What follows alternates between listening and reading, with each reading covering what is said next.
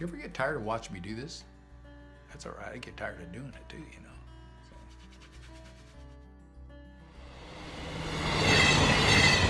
We were down in the San Francisco Bay Area.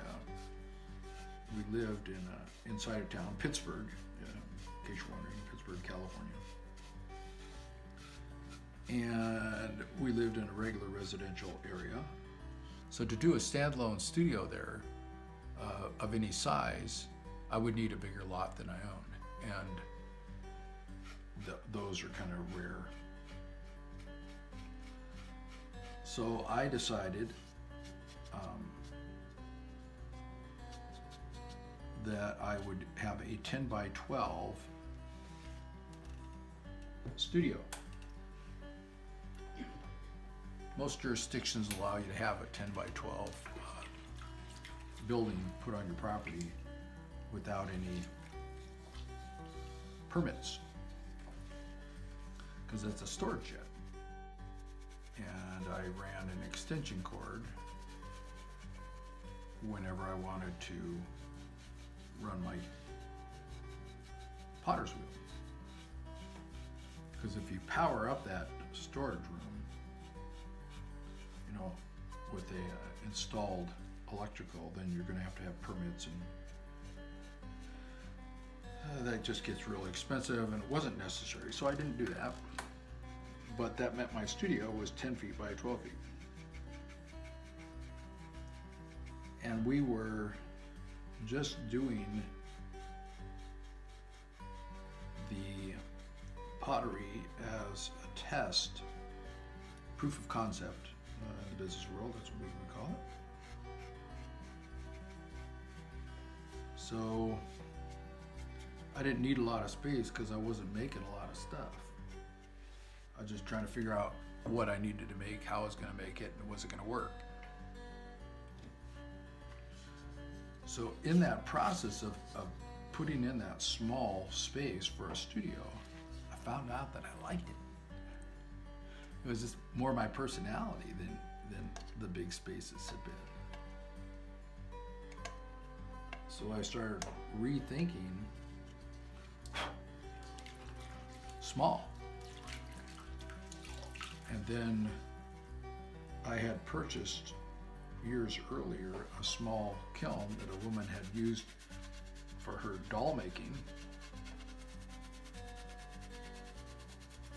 And it is easily plugged into a dryer outlet. Or in the case of the home in Pittsburgh, the wiring for the previous owner's hot tub was perfect for the kiln.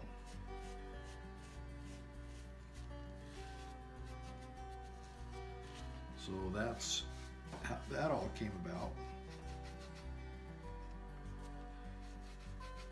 So I ended up with small by default, and then found out that really quick cycle appealed to me. And when we found this particular home, it had this studio that I use for all my wet work was already built. It's been used for woodworking by the previous owner, and the owner before them, there was an owner that had it for 5 months, we bought it from them, long story. But the previous owner used it for some woodworking,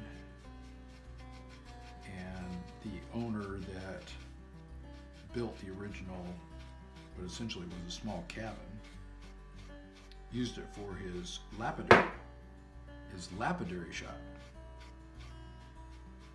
It's an acorn just fell onto the roof. I should check and see if my pants are wet, right? That one scared me. Anyway, the first owner had used it for lapidary. So it's all powered up, you know, ready to rock and roll in that area. But it's the size of a single car garage, basically. A little bit bigger now, but it's a small studio. we built a workshop, not adjacent to, it's just right across the walkway here. And we did that so that we could have a clean room.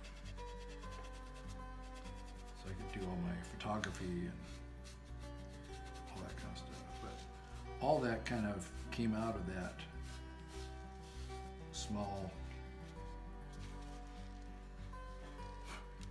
setup down in Pittsburgh where we did our proof of concept trial and error and started growing the marketing aspect of what we do. Some of the stuff you make, the decisions you make are kind of organic, and some of them are by design. But it turns out, you know, that's a really interesting, you think about it, I was always wrapped up in bigger was better in pottery, and as far as studios were concerned. That's not necessarily true, and I didn't know that until we ran into some restrictions down in Pittsburgh with that size of the lot like that. And then we discovered by chance that the work cycle became short and aggressive, and the short work cycle plays to that. I get my results more quickly because of that. I don't want to wait 2 months before I see something coming out. I don't have to with the short work cycle. So I'm about ready to, I'm done. This is the last one of these. I'm going to let these sit around for about 30 minutes or so, and then I'll come back and steel wool them and get them into the kiln after I put all that stuff in it like that. Load them up. So I'll talk to you later.